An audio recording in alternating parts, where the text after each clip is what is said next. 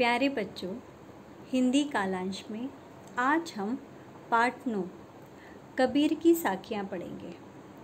कबीर की साखियाँ के कवि महान संत और कवि कबीरदास जी हैं। संत कबीरदास जी हिंदी साहित्य की भक्ति धारा के महान कवियों में से एक हैं। इनका जन्म लहरतारा काशी के निकट का माना जाता है और इनका जन्म सन 1398 के आसपास हुआ था और इनकी मृत्यु सन 1518 के आसपास हुई थी। इनकी रचनाएं साखी और कबीर ग्रंथावली हैं। कबीर ग्रंथावली में इनकी सारी रचनाएं संग्रहित हैं। तो चलिए शुरुआत करते हैं आज की हमारी इन साखियों से। कबीर की साखियाँ। पहली साखी है, जाति न पूछो साध की, पूछ लीजिए ज्ञान, मोल करो तलवार का, पड़ा रहन दो म्यान। शब्दार्थ देख लेते हैं। जाति न पूछो साध की, साध का अर्थ होता है साधु, ज्ञान का अर्थ होता है जानकारी, तलवार का अर्थ होता है तलवार, म्यान का अर्थ होता है तलवार रखने का कोश। तो जाति ना पूछो साध की अर्थात सज्जन पुरुष की, साधु व्यक्ति की जाति नहीं पूछना चाहिए, पूछ लीजिए ज्ञान। उससे जो कुछ भी जानकारी हमें मिल सकती है, जो कुछ भी ज्ञान हासिल हो सकता है, वह हमें लेना चाहिए। जिस प्रकार मोल करो तलवार का, पड़ा रहन दो म्यान। हम कभी भी तलवार अगर ख़रीदने जाते हैं तो कोई भी होगा तो तलवार की धार देखेगा, है ना, उसकी म्यान की सुंदरता पर नहीं जाना चाहिए। ठीक है। तो यहाँ पे कबीरदास जी कहना चाह रहे हैं कि जो साधु संत होते हैं, जो सज्जन पुरुष होते हैं, उनकी जाति धर्म न पूछकर बल्कि उनसे जो भी ज्ञान हासिल होता है उस पर हमें जाना चाहिए, उसके महत्व को समझना चाहिए। म्यान की सुंदरता पर न जाकर बल्कि म्यान जो तलवार उसमें रखी है उसकी धार पर हमें जोर देना चाहिए। धार तेज होगी तो ही तलवार काम में आएगी। तो यहाँ पे कहना चाह रहे हैं कि जो दिखावटी चीज़ें हैं उन पे न जाएं, बल्कि किसी भी व्यक्ति की परख अगर करनी है तो किससे होगी, उसके गुणों से होगी। और उसके माध्यम से कवि जो हैं वो कहना चाह रहे हैं, कबीरदास जी कहना चाह रहे हैं कि उसी प्रकार हमें जो भगवान हैं उनकी भक्ति पर बल देना चाहिए। जो भगवान हैं उनमें आस्था रखनी चाहिए। आगे देखिए, दूसरी साखी है, आवत गारी एक है, उल्टत होई अनेक, कह कबीर नहीं उलटिए, वही एक की एक। यहाँ शब्दों के अर्थ देख लेते हैं। उलटिए ने वापस, गारी अर्थात गाली या अपशब्द, अनेक अर्थात एक से अधिक। तो आवत गारी एक है, उलटत होई अनेक। अगर कोई आपसे कोई अपशब्द कहता है, गाली देता है, तो आप उसको यदि पलट कर फिर से गाली देंगे, अपशब्द कहेंगे या उसी के समान अभद्र व्यवहार करेंगे तो एक से एक मिल के क्या होती जाएंगी, बढ़ती चली जाएंगी। कह कबीर नहीं उलटिए, इसलिए कबीरदास जी कहते हैं कि आपको पलट कर वापस से उसे गाली नहीं देना चाहिए, वही एक की एक। तो अगर आप ऐसा नहीं करेंगे तो उसकी दी हुई गाली, उसके दिए हुए अपशब्द एक ही रह जाएंगे, अर्थात उनका कोई मतलब नहीं रह जाएगा। स्वाभाविक सी बात है, अगर कोई व्यक्ति आपसे अपशब्द कहता है, आप भी उसके बदले में उससे अपशब्द कहते हैं, एक दूसरे से क्या होंगे, झगड़ने लगते हैं, तो बात बढ़ती चली जाती है, कम नहीं होती। वहीं अगर आप दोबारा पलट कर उसे कोई जवाब नहीं देंगे तो बात वहीं पर समाप्त हो जाती है। तो झगड़े को बढ़ाने के बजाय उसे वहीं समाप्त कर देना चाहिए।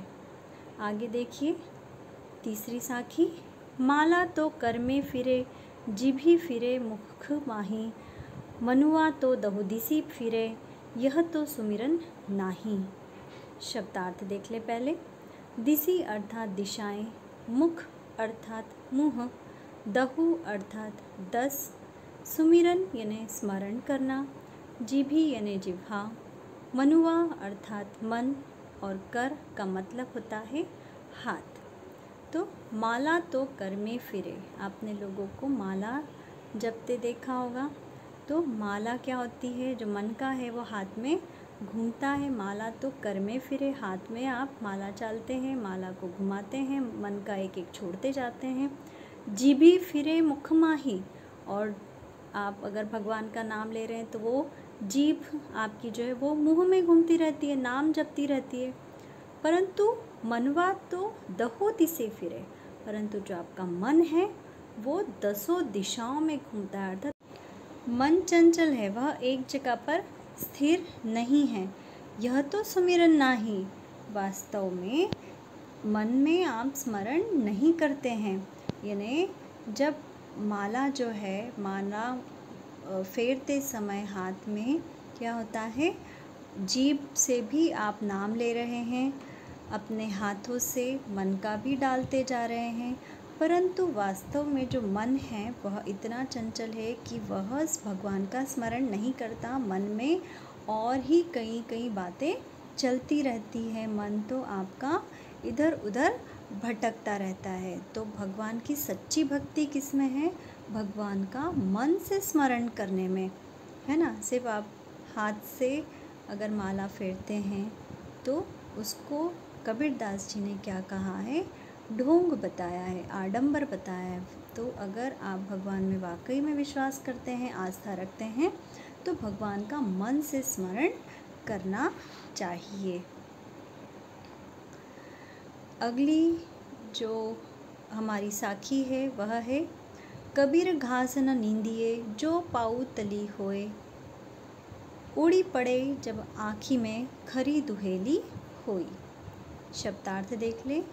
नींदिए अर्थात निंदा करना, पाँव अर्थात पैर, आँखी का अर्थ है आँख, दुहेली अर्थात दुख या कष्ट, तली यानी तले में। तो यहाँ पे कबीरदास जी क्या कह रहे हैं, कबीर घास न नींदिए। कबीरदास जी का कहना है कि घास की भी निंदा नहीं करना चाहिए, उसे भी तुच्छ नहीं समझना चाहिए। जो पाँव तली हो, वो आपके पैर में ही क्यों न पड़ी हो, पर उस घास को भी हमें तुच्छ या छोटा नहीं समझना चाहिए।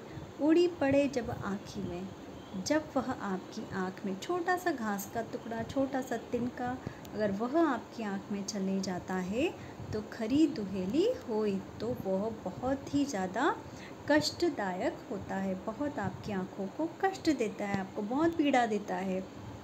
तो चाहे छोटे से छोटा घास का तिनका ही क्यों ना हो, उसकी भी निंदा नहीं करनी चाहिए, क्योंकि जब वो आपकी आँख में गिरेगा तो आपको बहुत कष्ट देगा।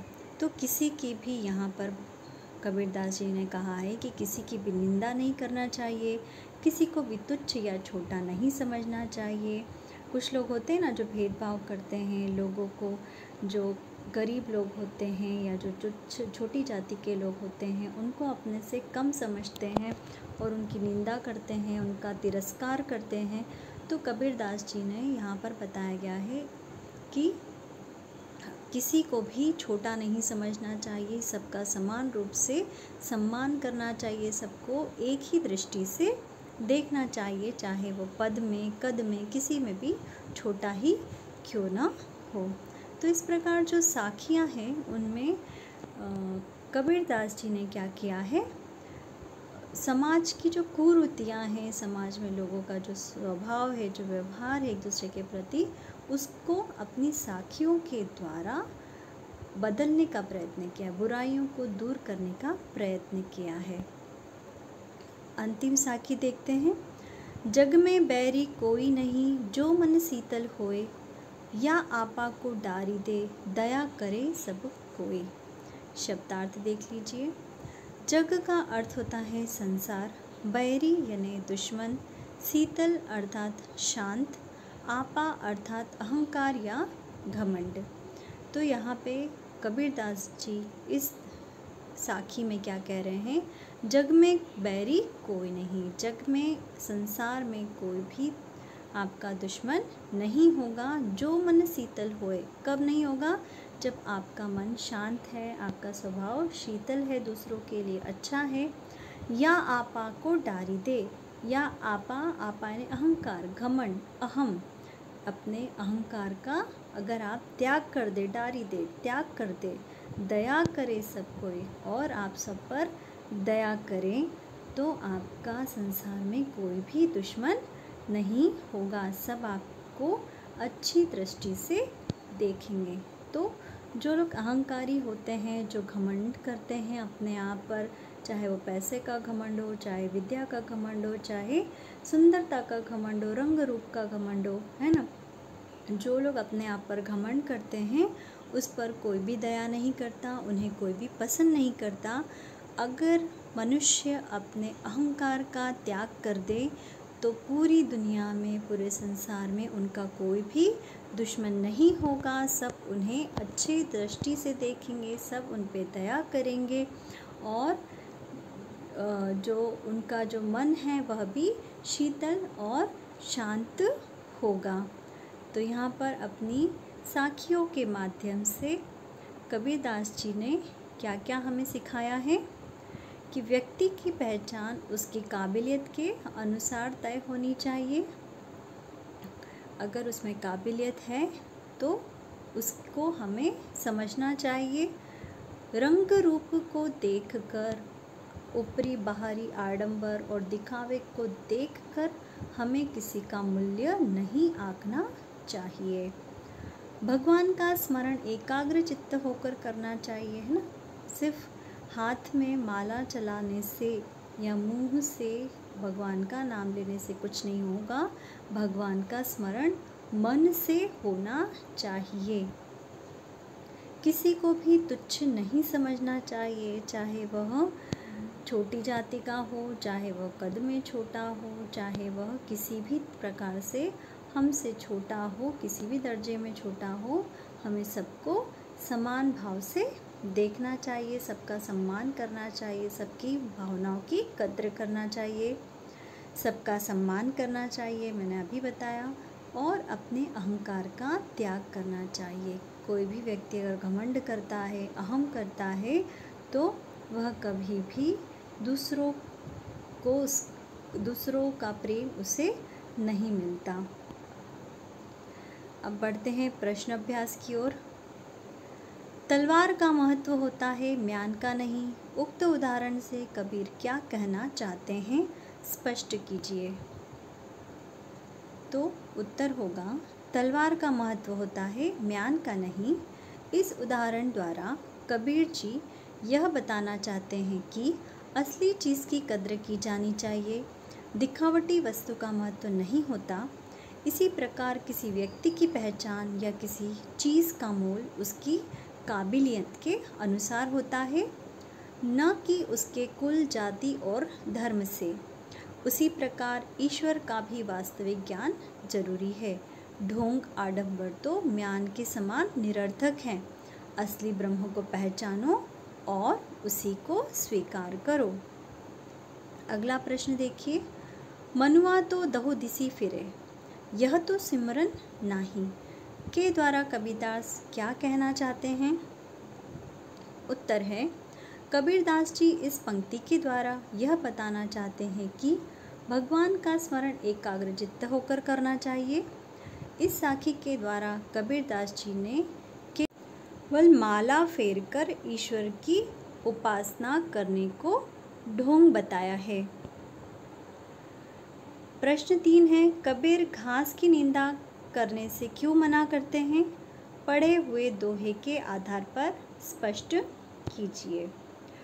कबीर अपने दोहे में उस घास तक की निंदा करने से मना करते हैं जो हमारे पैरों के तले होती है। कबीर के दोहे में घास का विशेष अर्थ है। यहाँ घास दबे कुचले व्यक्तियों का प्रतीक है। कबीर के दोहे का संदेश यही है कि व्यक्ति या प्राणी जितना भी तुच्छ हो, उसे तुच्छ समझकर उसकी निंदा नहीं करनी चाहिए, हमें सबका सम्मान करना चाहिए। तो इस प्रकार कबीर की साखियाँ यहाँ पर समाप्त हुई। आशा है कि आप इन साखियों से बहुत से नैतिक मूल्य, जीवन मूल्य सीखेंगे। धन्यवाद।